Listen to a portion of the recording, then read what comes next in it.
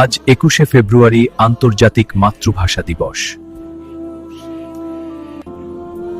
এই দিন আমাদের ভাষার জন্য আত্মত্যাগের ইতিহাস বহন করে।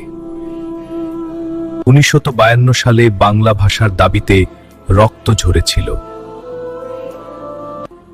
রফিক, সালাম, বরকত, জব্বার, তাদের আত্মত্যাগ আমরা ভুলিনি। তাদের রক্তে রাঙানো আমাদের মাতৃভাষা, আমার ভাইয়ের রক্তে রাঙানো।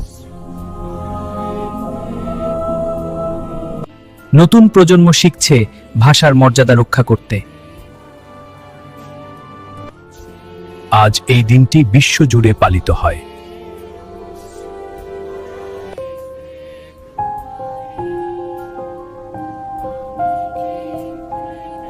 মায়ের ভাষা আমাদের গর্ব, আমাদের পরিচয়।